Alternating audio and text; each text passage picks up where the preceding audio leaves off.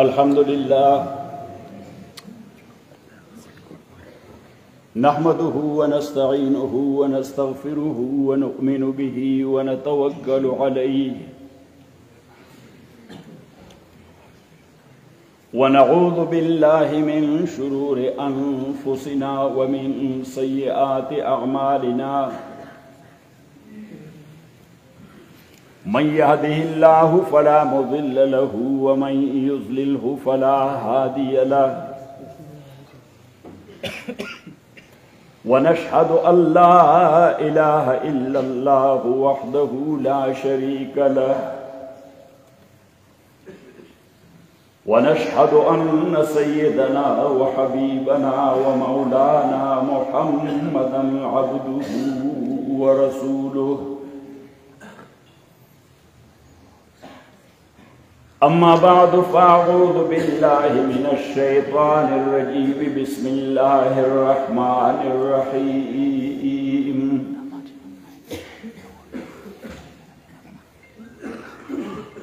वक्तुब लना फ़ी हाज़िहि दुनिया हसनतन व फ़िल आखिरति इन्ना हुदना इलैक क़ाल अज़ाबी उसीबु बिही मन अशाअ व रहमती वसिअत कुल्ल शै फसअक्तुबुहा लिल्लज़ीना यत्तक़ून व यूतून ज़कात वल्लज़ीना हुम बिआयातिना युमिनून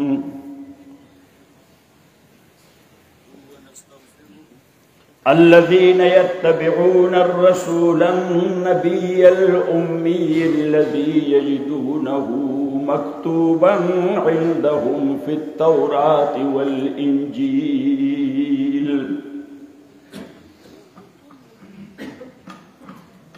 यअमुरुहुम बिल मारूफ व यनहाहुम अनिल मुनकर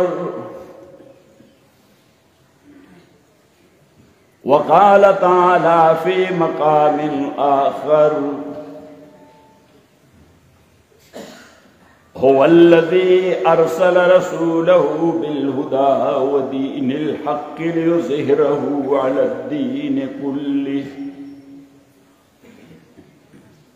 व कफ़ा बिल्लाहि शहीदन मुहम्मदुर रसूलुल्लाह वल्लज़ीना मअहू अशिद्दाउ अलल कुफ़्फ़ारि रुहमाउ बैनहुम तराहुम रुक्कअन सुज्जदन यब्तगून फ़ज़लन मिनल्लाहि व रिज़वाना सीमाहुम फ़ी वुजूहिहिम मिन अथरिस सुजूद ज़ालिक मसलुहुम फ़ित-तौराति व मसलुहुम फ़िल इंजील कज़र्अइन अख़रज शतअहू फ़आज़रहू फ़स्तग़लज़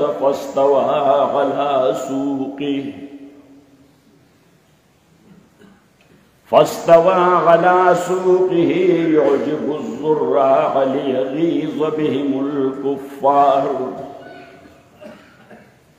वअदल्लाहु अल्लज़ीना आमनू व अमिलुस्सालिहाति मिनहुम मग़फ़िरतन व अजरन अज़ीमा सदक़ल्लाहु व सदक़ रसूलुहुन नबियुल करीम।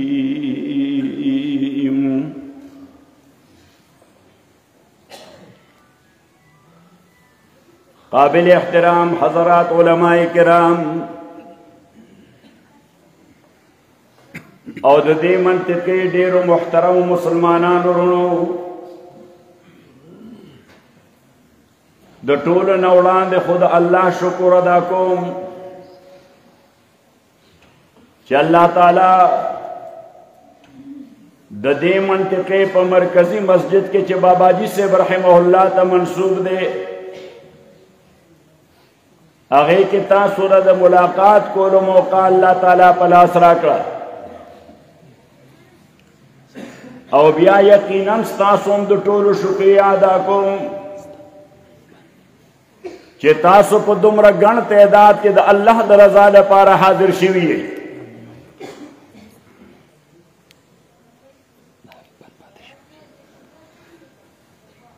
محترم ورونو، ما د تاسو وړاندې څو آیتونه تلاوت کړي دي، خو قبل د دې نه چې د آیتونو په اساس باندې ستاسو خدمت کې څه عرض کړم، یو څو تمهیدي خبرې د هغې نه وړاندې ستاسو ګوش ګزار کول غواړم. الله تعالی دا دنیا آباد کړه او بیا چې دا ټوله دنیا یې سیټ او برابر کړه او دا سټیج برابر شو، نو بیا په آخر کې الله تعالی انسان پیدا کړ. محترم ورونو، مناطقه او لاجیشنز یا حکما او فلاسفران اغوی دا تخلیق مراحل دا سے مرتب ذکر کئی کہ اولا اللہ تعالی بے جان سیزوں پیدا کر، جمادات یا نان لیونگ انٹیٹیز ورتویلے شی لکه کانی، خاوری، شگی، خدا ټول مادیات دی او مادی وجود دا درې ابعاد تاسو چې ورته ډایمنشنز وایي، دا درې ډایمنشنز لري: لینث، ویډث او ډپث، طول، عرض او عمق، اوږدوالی، لنډوالی، ډونګوالی. بیا د دې نه بعد اللہ تعالی لیونگ انٹیٹیز پیدا کر چې هغه کې ژوند او د ژوند دلیل دا دی چې هغه گروث کوي، لویږي، آی پروڈکشن کوي، پیداوار ور کوي. نو دا ونی، دا بوټي، دا جاړې، هر قسم چې دي دی ژوند لري. او بیا د دې نه بعد درېمه نوعه یا جنس پیدا کړ چې هغه د ژوند سره سره ارادي حرکت لري، په خپله اراده باندې خوځي را خوځي، چې هغې ته مونږ حیوان وایو. اوس په دغه جماداتو کې درې ابعاد دي، نو هغه درې ابعاد او ډایمنشنز په دې ونو بوټو کې هم دي. غټوالی به لږ وي یا به ډېر وي، خو وي به خامخا. لوړوالی به لږ وي یا به ډېر وي، خو وي به خامخا. پلنوالی به لږ وي یا به ډېر وي، خو وي به خامخا. خو ورسره پکې ګروت دی، دا د ژوند دلیل دی. د دې وجې ورته جسم نامي وایي. تاسو په دې کیمستري کې دوه قسمه کیمستري هغه لولئ، ارګینک کیمستري، ان ارګینک. بیا د دې نه بعد حیوانات، هغې کې دغه ابعاد هم دي، په هغې کې دغه ژوند هم دی، لویږي هم، پروډکشن او پیداوار هم کوي، بچی پیدا کوي، پای پیدا کوي، وړی پیدا کوي، الی آخره. خو ورسره په خپله اراده باندې حرکت هم کوي. نو بیا دا علماء کرام دی د حیواناتو تعریف او ډیفینیشن کوي، مونږ ورته حد وایو. څه وایو ورته؟ او حد مفصل ورته وایو چې دا جسم دی، نامی دی، حساس دی، متحرک بالاراده دی. دا یو باډي ده، نامین، گروث کوي، حساس، فیلنګز شته، متحرک بالاراده، انټنشنلی موومنٹ کوي. بیا په دغه حیواناتو کې دا انسان دی. نو اوس د ده بیا د دې ټول مخلوقات نه رتبه او مرتبه بلنده ولې ده چې الله تعالی قسم سره ذکر کوي ولقد کرمنا بني آدم. داسې ویلي نه؟ داسې نه. د سوات خلک دا ډیر زنده دل او ژوندي خلک دي صحیح او بیا موږ صرف په سوات کې نه یو د یو لوی ولی کامل حضرت باباجي صاحب رحمت الله علیه په مسجد کې یو صحیح صحیح ده جی جی در باباجي صاحب جمعات ده باباجي صاحب یو ولی کاملو دا غسدا نو بیا تاسو هم د خپل ولایت هزار کوي خبر په تیزه کوي تاسو هم ټول اولیاء یې صحیح نو محترم ورونو عرض وکړه تاسو خدمت کې چې اوس بیا دا انسان ولقد کرمنا بني آدم مونږ خو مونځ نو کړی دا کمره کې مونځ کو او چې دا باباجي ته ول فاتحه وکړه مې بیا به ګڼه کې یا موقع میلاویږي یا نه نو باباجي رحمت الله علیه ته مول فاتحه وکړه چې دا مونځ له ورتلم د مفتي صاحب خبرې مې اورېدې او مفتي صاحب واقعي د زمان او مکان مطابق سو حساس نقطو طرف ته ستاسو توجه مبذول کوله ځکه مونږ اوسېږو د طبیعیاتو دنیا کې فزیکل ورلډ کې د طبیعیاتو دنیا کې او د طبیعیاتو ماهرین چې مونږ ورته ساینټسټس وایو د هغوی مافوق طبیعیات سره تعلق دی دی کې مازغن خرابوي ماورا طبیعیات سره د هغوی تعلق نه یو ساینسدان دی ډېر عجیبه خبره کوي هغه وایي زه عیسائی یم عیسائی یم وایي چې لیباټرۍ ته دننه ځم نو زه عیسایت بهر دروازه کې پرېږدم نو چې لیباټرۍ ته دننه شم هلته تیوري پریکټیکل کوم خالص د طبیعیاتو په اساس باندې نو ما یو کتاب ولیکه تو کیا خدا ہے بیا مې د هغې یو ورژن په انګریزي کې هم ولیکه ډز ګاډ ایگزسټ خدای شته که نشته نو هلته مې په تمهیدي ابوابو کې دا خبره ذکر کړه ما د ساینسدان نه دا تقاضا کول چې ته ما ته خدای ثابت کړه دا حماقت دی دا د هغه فیلډ دی دا د هغه میدان دی دا داسې ده لکه سړی ډاکټر ته ووایي چې ته فزیشن یا سرجن یې صحیح نو ته ماله د یو دغسې ښایسته بلډینګ یو سټرکچر دا په کاغذ باندې راکش کا زه دغسې یو بلډینګ جوړول غواړم ډاکټر را چل ورځي بزور سره نو ورځي به ده صحیح یا که د ډاکټر صاحب ته ووایي چې ماله دغسې دا بلډینګ جوړ کا ځکه چې تا سره هم چاړه چوکۍ شته ټولز ورته وایي یا یوټینسلز به ورته آلات در سره شته ډاکټر سره چاړه یې که نه کینچي ورسره که نه نو خو بعینه د هغې یو بل شی ته ترکان سره هغه کینچي له غوندې غټه ده او چاړه له غوندې غټه ده صحیح خو اوس که دا ترکان محترم دی څه شی دی محترم دی خو که ده ته مریض سملو چې د ده اپنډکس دی یا یې هرنیا ده او ستا د آله خو زیاته مضبوطه ده سرجري وکړه نو مازدیګر به جنازه یې ما اوس د شیخ صاحب دعا ته ورغلی نو هلته مې هسې تمهیدن یو دوه درې خبرې وکړې د فاتحې نه وړاندې زما طریقه دا ده چې دوه څلور خبرې وکړو نو هغه ځای مې د آیت ذهن ته راغی چې قل هل یستوي الذین یعلمون والذین لا یعلمون انما یتذکر اولو الالباب نو د هغه دعا نه مخکې مې یو څو خبرې پکې وکړې ما یو خوا د شیخ الشیخ څوک دی مولانا حسیني صاحب رحمت الله علیه ما یو خوا هغه یو ډېره عجیبه خبره کوي چې دا کوم ځای د قرآن کریم آیت یا صورت مصدر بکلمت قل وي جیل مولوي صاحب سبق دی یاد ده که هېر کړی د قرآن امر اعلاني وایي داسې نو شیخ الشیخ رحمت الله علیه ورته د قرآن کریم امر اعلاني وایي اوس قرآن کریم ټول مبلغ او معلن دی ځکه الله تعالی فرمایي یا ایها الرسول بلغ ما انزل الیک من ربک تا ته چې څوم د الله طرف نه نازل کړی شوي دي دا ورسوه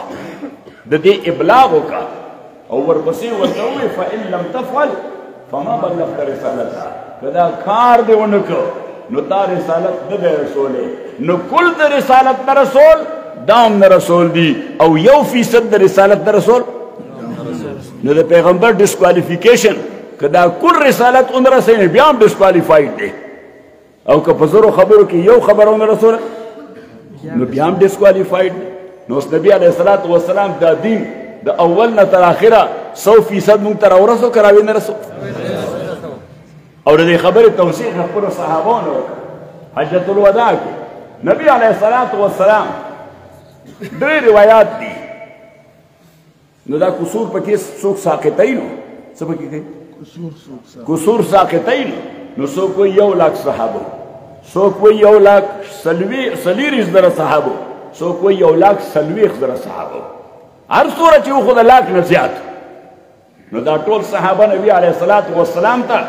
مخامخ ناست دي حضور علیه الصلاة والسلام ورته خطبه ورکړي و د حجة الوداع کې نبي علیه الصلاة والسلام 15 خطبې ورکړي دي اکثر علما هغه 15 خطبې په حیثیت مجموعي په یو ځای رانقل کړي خو یو خطبه حرم کې ورکړې ده بیا یو په عرفات کې ورکړې ده بیا 3 ورځې 3 خطبې په مینا کې ورکړي دي نو د هغه خطبو یوه خبره دا چې حضور علیه الصلاة والسلام د دین په هره خبره باندې اجمالا خبره وکړه د دین په هره موضوع باندې اجمالا خبره وکړه نور خو تفصیل د هغوی په ذهن کې ورته ویلی و څه ورته ویلی نو بیا خبره هغه وه چې د توت لاندې خبره ده نبي علیه الصلاة والسلام ورته د توت لاندې خبره یاد ساتئ لکه نبي علیه الصلاة والسلام ورته وویل چې نساءکم د ښځو باب کې د الله نه ویلېږي جعلهن الله تحت ایدیکم خدای دوی ستاسو کنټرول کې راوستي دي اوس زما په خیال نه دي کنټرول کې خو اصلا دین دغه دی جعلهن الله تحت ایدیکم حدیث کې راځي نبي علیه الصلاة والسلام فرمایي تاسو څنګه یو منه نن به انشاءالله دا د ماسخوتن لمونځ مسنون وقت او مسنون وقت نبی علیه الصلاة والسلام فرمایي چې لولا نشق على امتي لامرتم بتاخير العشاء الى نصف الليل او مولوي صاحب ما سره پټ په پټه موږ یو سازش کړی دی مولوي صاحب ما سره سازش کې شوي صحیح ناجزانو اوس بیا زه خو به درنه لاړ شم بیا تاسو پوه شئ مولوي صاحب تا مولوي صاحب ځان خلاص کړی دی وایي ویلي مې دي ورته نو بهر تقدیر عرض مې کو ستاسو خدمت کې چې رسول الله صلی الله دا میندې خویندې زموږ ډېرې محترمې دي که نه دي په زور سره تاسو ته رښتیا ووایم ځکه دغه زنانه دا مور ده زما مور اوس دا هفتې مخکې وفات شوه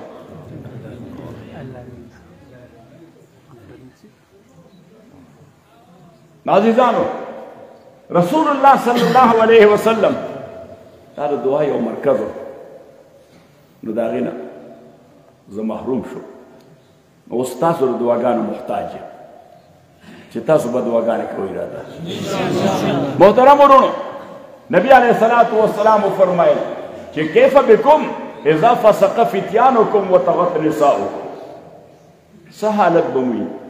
څه کیفیت به موي چې ځوانان مو فاسقان شي او ښځې مو سرکشي شي نو چې پیغمبر پاک ویلي دا کار به کېږي خامخا که نه به کېږي دا خبر د صادق مصدوق دی دا خبر د چا دی د صادق هم د صادق مصدوق دی وی کیف بکم اذا فسق فتیانکم وطغت نساؤکم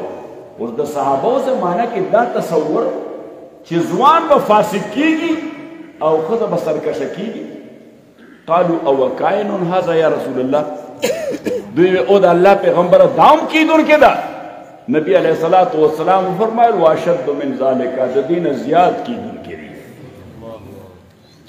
نو وی فرمایل کیف بکم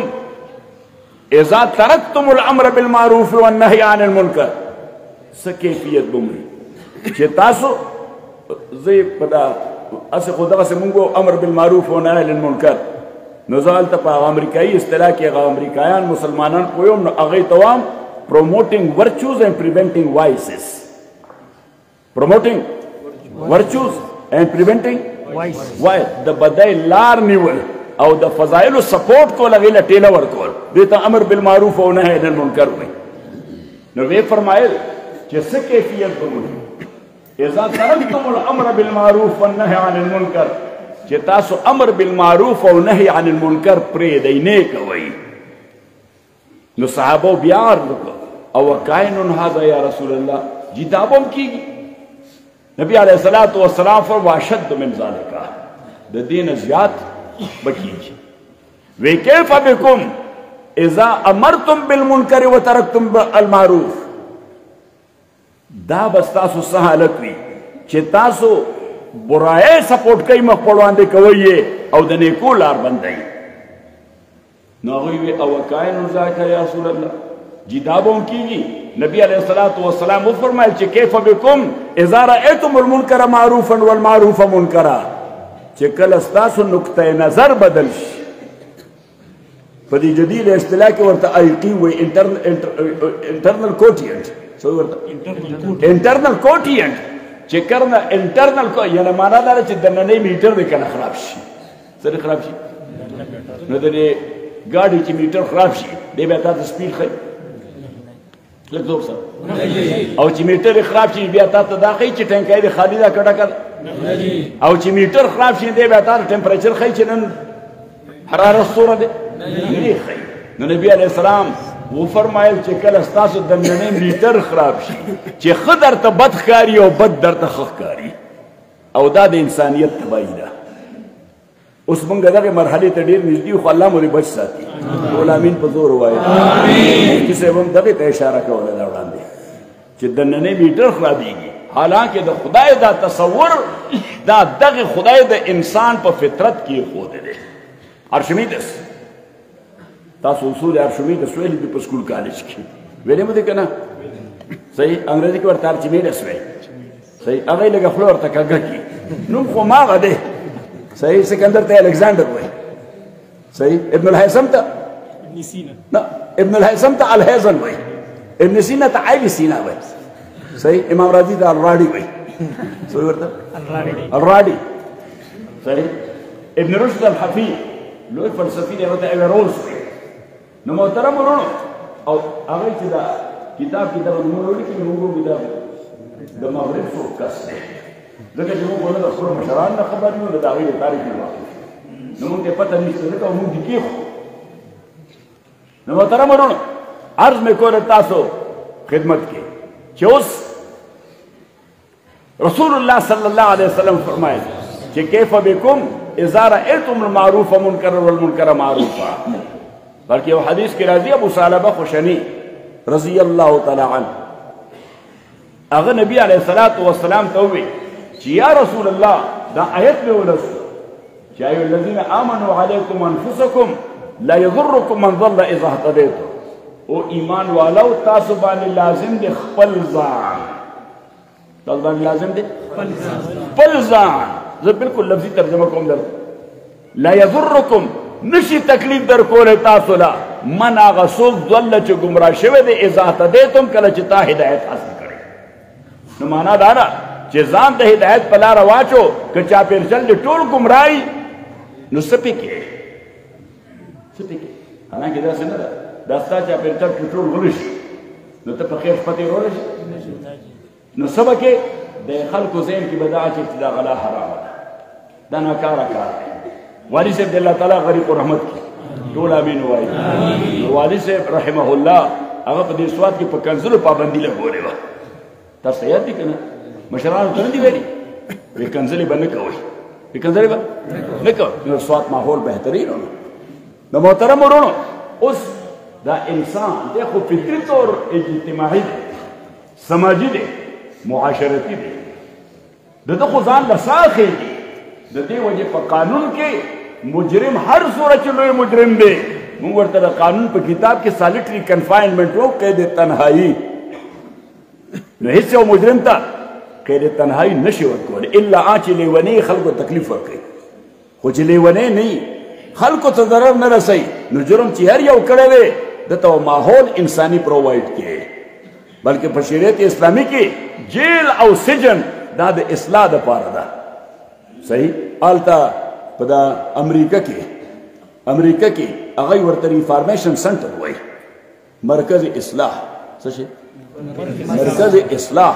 نو اوس دلته هم ما ته چا ووایي چې جیلونو کې داسې تعلیم خلک کوي، دا خو ډېره ښه خبره ده، که وینو الله تعالی یې توفیق ورکړي. نو محترم ورونو، ځکه عزیزانو دغه تعلیم او پوهې سره دغه سړی جیل کې هر څومره وخت چې تېری چې بهر راوځي نو انسان خو وایي بیا خو به هغه ناروانه کوي چې کوم کړي. ما بگا یو ځای ذکر کو، ما امام احمد ابن حنبل رحمت الله علیه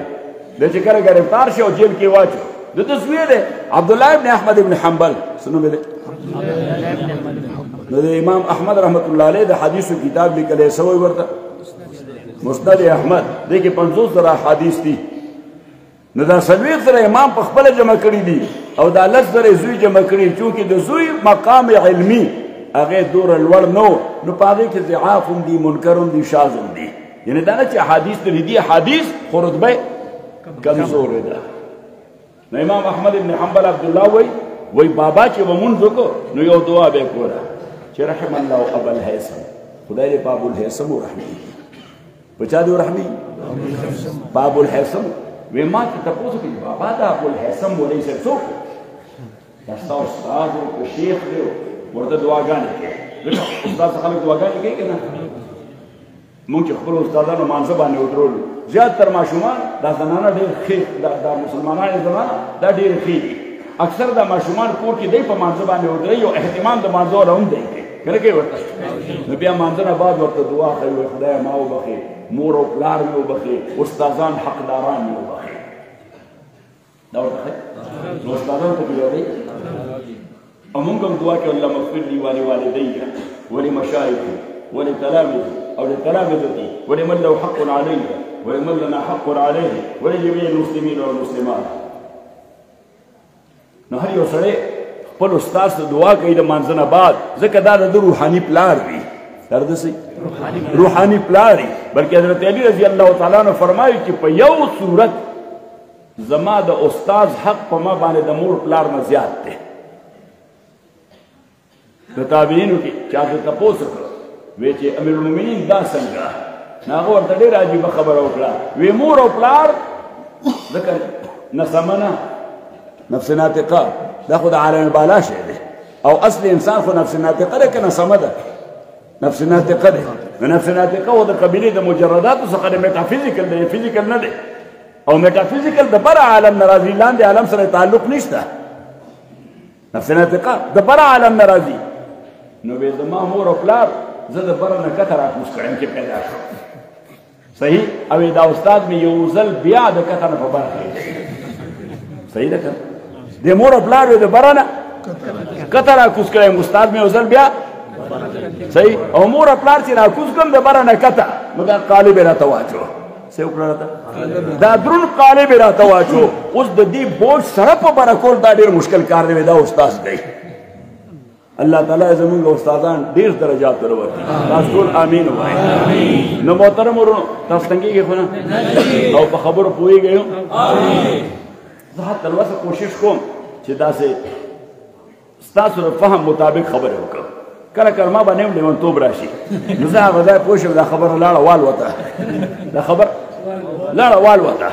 صحیح او ما وویل چې اوس مغله کې خبرې کوې نو خو د عامو خلکو په سر داسې ورتېرې شي بیګا مې بیان کې دوی ته یوه لطیفه وویله ما مولا حضرت موهاني دا یو ډېر لوی ادیب و نو ته به ما عامې خبرې کوم چې اصل کولې عامو خلکو ته په خبره باندې پوهېدل نه ځکه به ده به دومره مقفا مسجعه مغلقه اردو ویله چې هېڅ په پته به څوک پوه نه شي دا څه وایي نو یو ورځ کوټې ته دننه کېده نو وریځ ګوره وه لږ لږ پشم کې هم راته نو دی کوټې ته ور دننه شو برستنې په ځان واچوله کتاب ورسره و مطالعاتي سړی و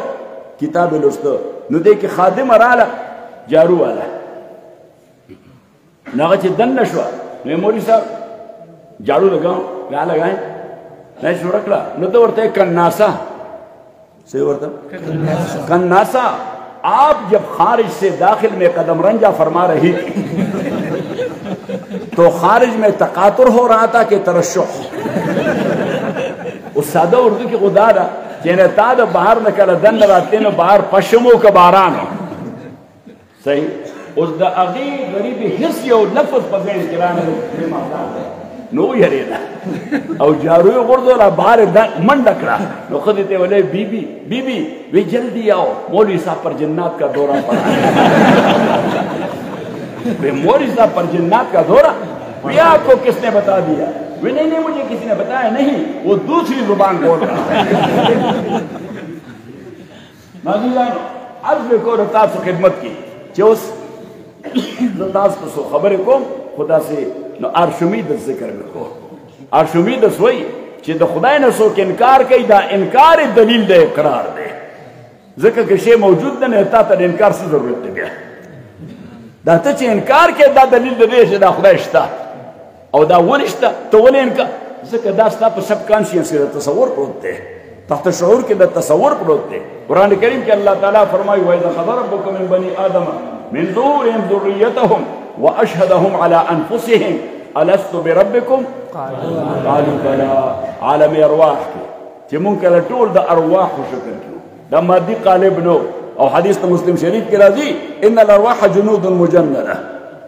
چې دا ارواح یو جمع کړی شوی لشکر دی. نو هغه عالم ته عالم الارواح، او دا ټول ارواح په یو وخت پیدا دي. په دې کې مشر کشر نشته، په دې کې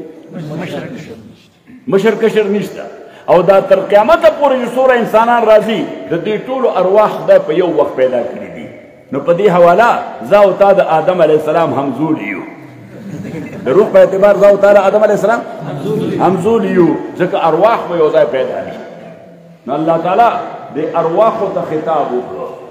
چې ما تاسو دپاره یو ډېره بهترینه دنیا آباده کړې ده. که ما وړاندې ذکر وکړو چې خدای لومړی دا دنیا برابر کړه، نو په آخر کې بیا د انسان راپیدا کړه.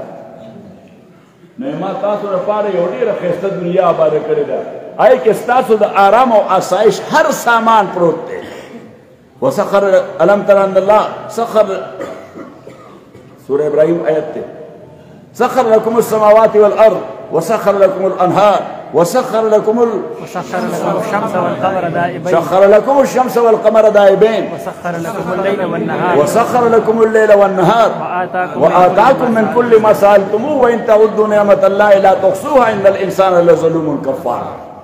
الله وایي چې آسمانونه ازمکې دا ما تاسو دپاره مسخر کړي دي. نو د تسخیر معنا دا ده چې ستا د دې دنیا بقا په آسمان او په ځمکه موقوف ده. صحیح؟ دا د آسمان په اجرام فلکیه باندې موقوف ده، او دا د اجرام فلکیه په دغه توازن باندې موقوف ده چې په کم توازن او په کم بیلنس الله تعالی دا لګولی دي په خپل آربټ او په خپل مدار کې. قرآن کریم کې الله تعالی فرمایي والسماء رفعها ووضع الميزان الا تطغوا في الميزان واقيموا الوزن بالقسط. الله تعالی فرمایي چې د اسمان ما اوچت ودرولې دی. رفعها ووضع الميزان، وضع الميزان لفظي معنا خو دا چې خدای تله وضع کړی ده. څه کړی دي؟ خو ما ملګرو ته وویل، مفتي محمد وار صاحب ته، جیل مولوي صاحب ته، دې ملګرو ته مې درس کړی وضع الميزان. خدای دا نظام ډېر متوازن پیدا کړی دی. دا نظام الله ځکه میزان دا ویزیبل سمبل، مرئي نشانه ده د عدل او د توازن. په دې وجې تاسو ولاړ شئ پېښور های کورټ ته، یا پته نشته دلته های کورټ بینچ شته که نشته؟ سوات کې بینچ شته، نو بلډینګ یې خپل شته که نشته؟ نو دا راته پته نشته چې په دغه بلډینګ باندې تله جوړه کړې ده که نه یې جوړه کړې؟ جوړه کړې ده. اوس دا په ټوله دنیا کې چې ته سپریم کورټ او های کورټ ته لاړ شې، نو دا تله پې جوړه ده. نو اوس دی څه کوي؟ دننه ګوړه خرڅوي که الوګان؟ دا تلې څه لپاره جوړه کړې؟ که تلې خرڅوي، دا د تلو مارکېټ دی؟ داسې نه ده. خو دا تله ریپرزنټیشن کوي د عدل او د توازن، چې دلته به تا سره انصاف کېږي، دلته به پوره تله دی شي، دلته به صحیح. نو الله تعالی وفرمایل چې والسماء رفعها ووضع الميزان الا تطغوا في الميزان. نو یو معنا خو دا لکه تاسو چې کوئ صحیح، چې په میزان کې لکه مونږ ساده پښتو کې تله کې به ډنډای نه وي، څه معنی کې ډنډای له به ټېله نه ورکې. صحیح؟ اوس دا وړاندې نه معنا چې ما وکړم د هغې په اساس به وایي چې الله تطغوا فی المیزان، د فطرت نظام متوازن معتدل به ډسټرب کې نه. نو اوس چې زه هلته را روان وم، نو هغه ځای ډېر شی ګاډي بس بند و چېرته لار موږ چې کوم طرف ته وځو، نو هغه ځای ما وی دا څه دي؟ نو دې ملګرو راته وایي دا د کارخانو څخه اوبه دي. نو ما دا چېرته؟ وی دا تبرک دریای سوات ته روان دی. زمونږ د باترومونو تبرک چېرته دي؟ دا دریای سوات. ما دا فطرت سره ډېر لوی ظلم دی. او الله تعالی فرمایي ظهر الفساد فی البر والبحر بما کسبت ایدی الناس لیذیقهم بعض الذی عملوا لعلهم یرجعون. خدای وایي ظهاره، د ظهاره معنا سره جزاک الله. ظهور په معنا د غلبې ده، دغه یو معنا ده. بله معنا خو یې د خپله متبادل ده. ظهر الفساد، فساد ظاهر شوی دی. فساد څه شی دی؟ او کوم شی چې ظاهر شي نو تصور د غلبې پکې پروت دی، ځکه خو ظاهر شوی دی.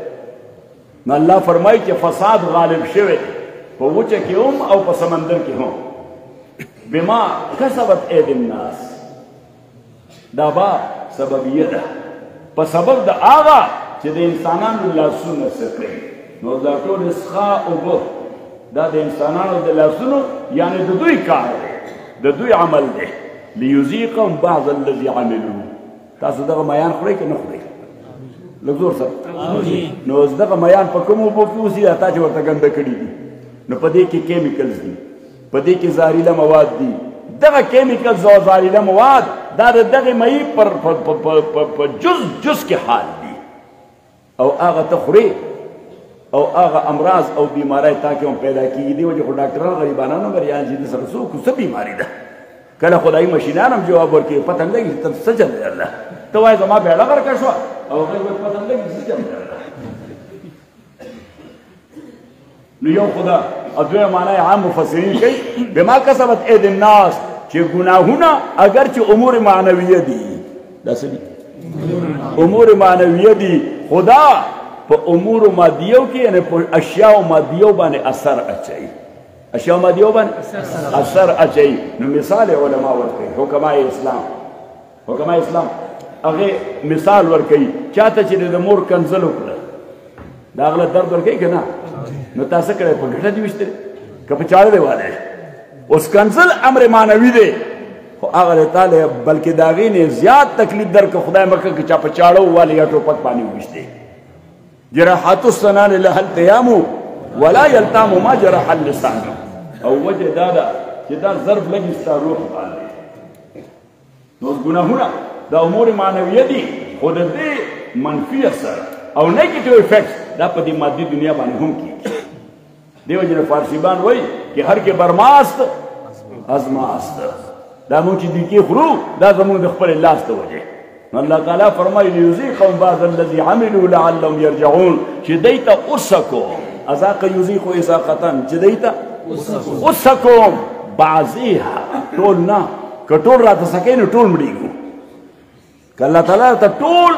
انجام د اعمالو او انجام د دې ټولو ردو بدو او کرتوتونو دا راته الله چکاو کړه څوک یو منټ هم ژوندی نه پاتې کېږي دومره ناروا مونږ کړي د خدای دې دنیا سره مونږ دومره ظلم شروع کړی دی ظهر الفساد فی البر والبحر بما کسبت اید الناس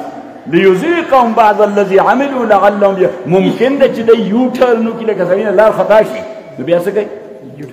په شا راته ممکن دی چې په شا راته وشي یاره خدای ته وګورئ دې ته چېرته پیوریفیکیشن پلانټس ولګوئ دا اوبه صفا کوئ د هغې نه بعد دریاب ته ورپرېږدئ ځکه دا د آبي حیات دپاره تباهي ده د آبي حیات دپاره نه ان د لانګ رن دا تا دپاره تباهي ده ځکه دغه اوبه ستا فصل کې هم استعمالېږي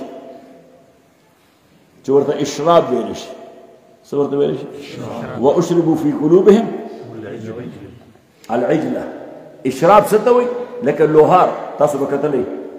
نو د لوهار دوکان ته د لور جوړوئ که نه جوړوئ رمبې جوړوئ تبر جوړوئ په اور کې کېږدي دغه اوسپنه چې خس راشي نو زر اوبو کې ور واچوئ نو دا اوسپنه دومره سالډ دات دی او سالډ میټل دی سخت شی دی خو دا د اوبو تشرب وکړي اوبه وڅښي د دې وجې په دې کې لطافت پیدا شي څه پیدا شي ګنې دا خو دومره یعنې سخت شی دی چې دې له داسې درک ورکولی نو دا تبر په ټوټې ټوټې کېده دا د اوبو برکت دی دا الاسټیسټي پکې پیدا کړې ده چې دې ماتېږي نه ناظرانو عرض به کو ستاسو خدمت کې اوس دغه اشراب ستا غنمو ته کېږي ستا سیوانو ته کېږي ستا امرکو ته کېږي خو چې څه فصل کېږي نو دغه ګنده اوبه څکي او هغه شی بیا مونږ خورو نو ان د لانګ رن څوک وایي پیپړې خرابې شوې څوک وایي ګردې خرابې شوې څوک وایي جګر خراب شو څوک وایي دا کار وشو دا کار وشو صحیح نو پایي پېلي دي کول پکار بس هر څه به ټول خرابېږي زما یو رشته دار و نو هغه سکول ته طالب کو ماشوم نو ما یو ورځ یو څو پړکونه مې ته وویل ما ته لالا وایي ته ما ولې ما سکول ته به ځې ما سکول وایي هسې به لالا ټول خلک مړېږي نو سکول څه لپاره وایي مونږ هم زما په خیال مرګ ته انتظار کې ناست یو څه ناست یو مرګ ته نو مرګ خو به هسې هم راځي که ته انتظار کې او کوي نه کې خو بار ته دي عرض به کو ستاسو خدمت کې چې اوس الله تعالی دا انسان په آخر کې راولېږه خو ده ته هغلته خبره کړې وه چې الستو بربکم د دې دنیا نه به ته استفاده کې وسخر لکم الشمس والقمر دائبین تسخیر د شمس و قمر دا الله تعالی تا ته کړی دی نو یو تسخیر هغه ده چې خارج تکویني ستا پکې هېڅ وس نشته او بل هغه ده چې تکویني دی خو الله پکې تعالی اختیار درکړی دی هغه ته په خپل کنټرول کې راولي نو اوس نور سهار چې راوخیږي څه وشي سهار چې راوخیږي نو دی په خپل آربټ او مدار کې رواني ماښام پرېوځي په دې کې ستا یا د ټولې دنیا د انسانانو سره عمل دخل شته که دا انسانان په دې اتفاق وکړي دا نور ادرو نو ادرولی شي صحیح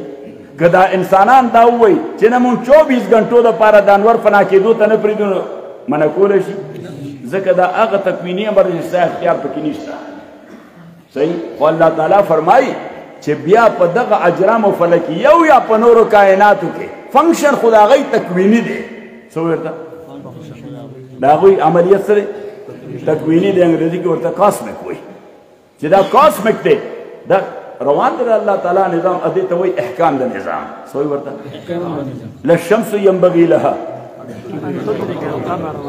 ان تدرك القمر ولا الليل سابق النهار وكل في فلك يسبحون والقمر قدرناه منازل للشمس ينبغي لها ان تدرك القمر ولا الليل سابق او الله تعالی فرمایي ذلك تقدير عزیز العلیم اوس دا جمله ډېره عجیبه ده ذلک تقدیر دا نظام کائنات چې په کوم انداز باندې سموت او هموار روان دی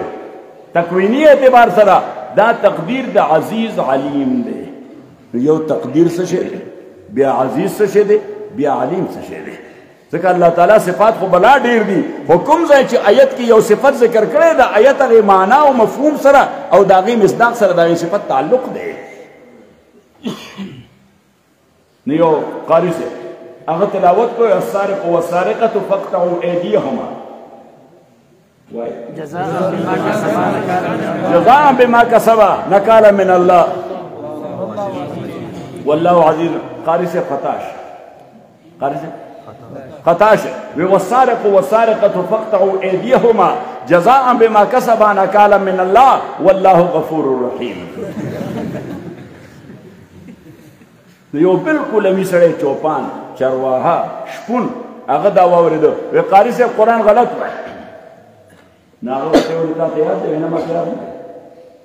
وی ما ته خو صرف الحمد یاد ده قل هو په هغې باندې مونځ کو نور یې ما ته یو ایت یاد ده نه ویلی شم په کتاب کې او قرآن کې نو وی ته بیا ما ته وایي چې غلط وی زه عرب یم نو په معنا پوهېږم عرب یم نو په معنا د لفظ باندې پوهېږم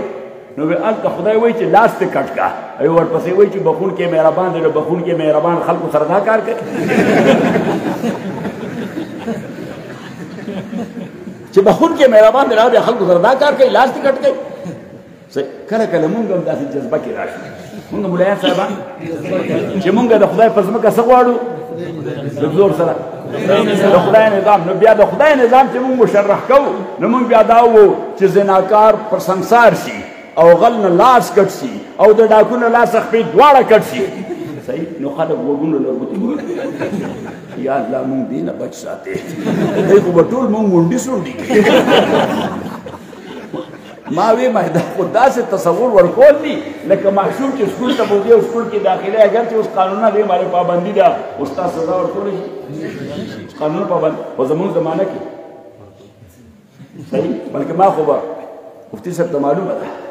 اوس یې معلوم ما به د عربک لټریچر یا صرف او نحوه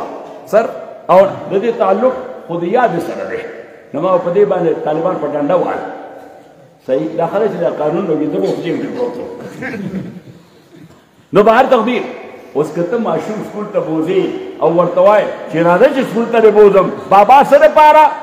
دې دپاره چې استاد دې په دې یو مخ ووایي او په دې بل مخ دې ووایي هلک ته راوالي او دا شا دله ډبئ هلکه سکول ته ماشوم دې دپاره بوتلی شي نه سکول ته ماشوم دې دپاره چې بچیه ته به سبق ووایې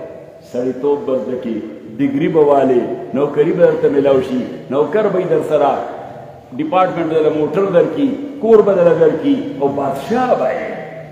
صحیح اوس دی چې سکول ته لاړ شي سبق نه یادوي نو وال خو به خوري نو دا وال ضمني او ثانوي دي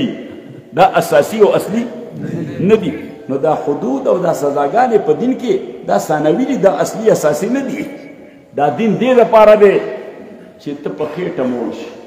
دا دین دې لپاره دی چې ته بدن دې پټ شي، دا دین دې لپاره دی چې د سر سوری درته میلاو شي. ما یو کتاب لیکلی دی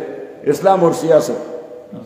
اسلام اینڈ پالیټکس، انګریزي کې مې لیکلی دی اسلام اینڈ پالیټکس. او زما دا زوی ما سره دی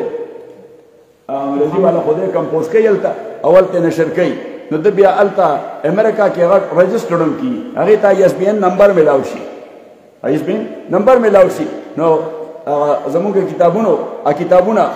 د سپریم کورټ لایبرری کې یا د های کورټ لایبرری کې یا په مختلفو ادارو کې دای په لایبرری کې هغه منظور شوی نو هلته پراته وي، هلته پراته وي. نو خلک راځي ګوري چې څوک شوق کوي د کتلو. هغه اسلام اینډ ساینس کې هغې کې مې دا خبر لیکلې ده حقوق المواطنین علی الدوله، د هغې یو ورزن مې عربي کې هم لیکلی دی. معنا یې دا ده چې رایټس آف سټیزنز، د شهریانو حقوق په یو دولت اسلامي کې یا په ریاست اسلامي کې څه دي؟ نو ما ویل اووه دي اساساً. څو دي؟ اووه. نو ما یو پکې دی روټي کپړه مکان. صحیح. زه تاسو ته سیاست نه وایم، زه درته اسلامي وایم. څه درته وایم؟ اسلامي. نو زه ملګرو ته هم وایم سیاست اسلامي کوي، اسلام مه سیاسي کوئ. بس دا خبره به یادې، سیاست اسلامي کوي، اسلام مه سیاسي کوئ. نو حقوق المواطنین علی الدوله، روټي کپړه مکان دا یو حق دی او درې واړه په یو وخت مراد دي چې اسلام دا غواړي چې په ریاست کې هر شهري ته ډوډۍ، کپړه او مکان دا مهیا وي. نو مهیا معنا دا نه چې تاسو به قطار لګولی یو دا پلانکې سپورټ پروګرام دی، پلانکې سپورټ پر اسلام خلکو نه ګداګر خو نه جوړوي نیزلې چې الله لاس نیسئ یو الید العلیا خیر من الید السفلی، الید العلیا خیر من الید السفلی. اوچت لاس دا د لاندې لاس نه بهتر دی، دا لاندې لاس نه بهتر دی. یو د جومات امام صاحب هغه به کله کله خلکو نه څه ورته وي دا شی راوړه، نو ما ورته ویل ستا چې دا کار ښه نه دی، تا له خدای ډېر عزت درکړی دی، ستا عزت کې فرق راځي. او ما دی چې راډي الید العلیا دا حدیث مې ورته وایم الید العلیا خیر من الید السفلی. نو هغه وایي زما دا خو علیا کېدی نه شي که ما سره څه شی نشته چې ورکړم خلکو ته. صحیح. خو بیا هم ما علیا کړی دی. نو ما هغه څنګه وایي ما له چې څوک سره کوي ورته چې په ځمکه یې کېږده او وی که لاس په لاس راکوي نو یې زه داسې لاس نه نیسم لکه د ټپس پې د بره نه غوټه کېږي. هلته خو ډېر ټیکنیکل سړی نو بهر تودیر عرض مې کوم ستا خدمت کې ما ته وګورئ نبي علیه الصلاة والسلام جومات ته راغی،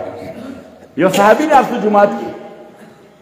هغه پیغمبر علیه الصلاة والسلام ته راغی یا رسول الله ما سره څه امداد وکړه. نبي علیه الصلاة والسلام ورته ستا کور کې ضرورت ته اضافي څه شی شته؟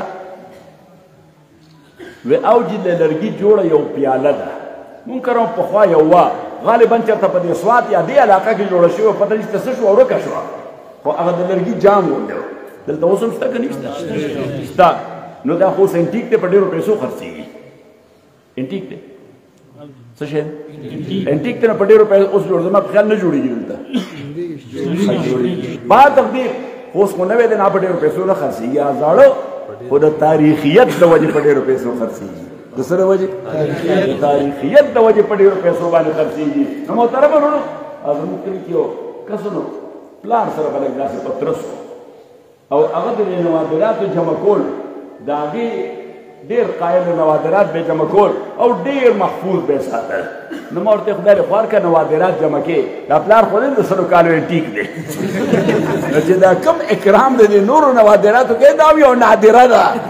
نو ما دې نادرې سره له ښه خیال ساته. وایي ښه چې دا خو زما خیال نه وي واقعي دا خو نادره ده. ما یې سره چې په شیشه کې ودرې لکه دغه څیزونه اخر یې چې بابا دې بابا فرض به نه. نو بهر تصویر عرض مې کوله تاسو خدمت کې چې اوس نبي علیه الصلاة والسلام هغه ورته یې څه شی درکړی اضافي شوي چې لرګي او پیاله ده نو د بابا د زمانې وی هغه راوړه څه وکړه. نو نبي علیه الصلاة والسلام یې هغه پیاله راوړه. صحابه ناست وو وی بهر راوځئ نو د جماعت نه بار دی بقی طرف ته دا کولاو میدان د دې ته راوسته نو نبی علیه الصلاۃ والسلام مې یو بیعها بدرهم بدرهم بدرهم بدرهم تاسو اکشن یا لیلامی کتلې په لیلام کولو پوهېږي نه هغه نیلام وال سړی چې وي نو هغه وایي 5 روپۍ 5 روپۍ نو بل کس وایي 6 روپۍ هغه بیا 6 روپۍ 6 روپۍ بیا هغه وایي څوک پکې بل وایي 7 روپۍ 8 روپۍ الی اخره نو بیا چې بالکل بریک شي او خبره ودرېږي نو هغه وایي 10 روپۍ یو 10 روپۍ دوه 10 روپۍ درې هغه سړی لی ورکړي نبي اوس ما ته وګورئ یو بل حدیث کې راځي نبي علیه الصلاۃ والسلام فرمایي لا یبع احدکم علی بیع اخیه ولا يخطب على خطبة أخيه نبی علیہ الصلوۃ والسلام فرمایي چې د یو سړي معامله روانه وي د خرید او فروخت نو چې څو پورې هغه معامله یا ودرېدلې ني یا مکمله شوي ني نو ته ور جمع کوما ور ټوپ کوما د بل چا په بیع مو ورسورېږه پرېږدې د چې خبره سر ته ورسوي یا ختمه شي بیا ورشه نو دلته خو هغه نظام هی داخله چې نبی علیه الصلوۃ والسلام فرمایل وی دا څوک اخلي په 1 روپۍ 1 روپۍ یو صحابي وي نو بل صحابي وي 2 روپۍ نو بل صحابي وي 3 روپۍ بل صحابي وي 4 روپۍ نو نبی علیه الصلوۃ والسلام تاسو د پوهې لپاره وایي او حضور علیه السلام الفاظ څنګه تفصیل نشته خو تاسو د پوهې لپاره نبی علیه السلام وایي چې 4 روپۍ یو 4 روپۍ دوه 4 روپۍ درې نو دا فقها ورته څه وایي بیع میزید مونږ ورته نیلابي وو هغه مغرب کې ورته اکشن وایي څه ورته اکشن AUCTION اکشن نو اوس دا نیلامي نبي علیه السلام وکړه حالانکې دغلته د یو چې وایي چې 2 روپۍ نو دی لګیا دی یو عقد کوي دا شی اخیستل غواړي خو بل پرې راټوپ کوي 3 روپۍ نو هلته بل حدیث سره تعارض راغی چې لا یبیع احدکم علی بیع اخیه نو که د پیغمبر علیه الصلاۃ والسلام دا عمل موجود نو اکشن به ناروا و نیلامي به ناروا وه جایز ځکه شوه دې وجې نه فقهاو مستقل باب ولیکه باب ما جاء فی بیع من یزید باب ما جاء فی بیع من یزید ما تاسو د دې فقه باندې یو کتاب لیکلی دی غټ کتاب به وي 8 جلده به وي مفتي صاحب ته بله ورځ ستا فیلډ دی دا به ته کمپوز کوې انشاءالله بدلام صاحب شته بدلام صاحب هلته دی شته ناسته نا مفتی صاحب لوا کتاب بیا ورکړي صحیح شو ځکه مفتی خو فقيه سره دی نا کتاب هغه به یعنی کمپوز کول هم شي فقيه سره نا پاته جلد کې دی او ایمو 40 فقه ده فقه المذاهب مولانا وکړي فقه المذاهب المسائل والدلائل نو ما بلش په ذکر کوو یو مولوی صاحب ویجی دی کتاب کې تاسو ځکه دا تجسس دی یعنی دا نه چې نه په خبره پوهېده نه فاضل عالم و وی دې کتاب کې یې څه ما پکې یو پنځم مذهب پیدا کړی وی هغه د چا دی نو ما ورته بل امام خو نشته خو زما دی هلکه باید د خدای بنده خو چې ما وی فقه المذاهب خدای مور و عم مذهب په ذکر کړی یا د هغې مستدلات په ذکر کړي او زه حنفي یم نو د امام ابو حنیفه طرف نه مې جواب ورکړی څه به وکړي ځکه حنفي به څه کوي شافعي څه کوي جواب ورکړي ترجیح ورکړي مالکی وسه کوي ترجیح ورکړي بلکې موږ خپل ته په داسې مسله اخته یو ماته ګورئ دلته خو الحمدلله موږ ټول حنفیان یو که یا اکثریت حنفیان یو 99% چېرته یو نیم پکې داسې ډول دی اخوا دې خوا وي نه ته موږ خیر خو بهر تقدیر هلته خو د ټولې دنیا خلک وي نو پای کې شوافي وي موالک وي حنابله وي حنفیه وي د دې وجې زما هلته درس هم چې وي یا بیان هم چې وي مسله بیانوم نو بیا د څلورو اړه ائمو مسله بیانوم دا یې مستدل ورته هم وایه هلته زما په جومات کې څه عرب وو شوافي د هغوی به امین په زوره وي امین تر ورځې بعد ما محسوس کړ چې هغوی امین په زوره نه وایي امین نو ما د مانځه نه پس راوغوښتل تاسو امین نه وایئ تاسو امین زه نه اورم وی جي ستا د احترام د وجې برو وایو ته حنفي ستا د احترام زما د احترام د وجې خدای ته وګورئ ما ستاسو د امام مذهب دی امام شافعي رحمت الله علیه ما دومره پهلوان سړی قیامت پر ورځ هغه سره کشتي نشم کولی صحیح ما درس دې ځمکې له به یې راخلاص کړی چې دا زما مقلدین ستا د وجې د امین او زما د مذهب نه منع شوي هغې ویل چې نه تعلیم یافته خلک وو وی جی امام شافعي رحمت الله علیه هم د امام صاحب رحمت الله علیه قبر ته راغلی نو یې هلته امین بالجهر نه وي فاتحه خلف الامام هم نه وي او رفع الیدین هم نه وو نو یې چا دې تپوس وکړو وی جی دا وی اکراما لصاحب هذا القبر دې قبر کې ډېر لوی سړی پروت دی د ده د اکرام او احترام د وجې د ده مذهب فالو کوم دلته خپل مذهب نه فالو کوم د ده د اکرام او احترام دا د دې اکابرو شانو صحیح او موږ خو چې څوک پورې د یو بل جامې نه ایستي نو تر هغې پورې موږ له خوب نه راځي خارخ لګي موږ باندې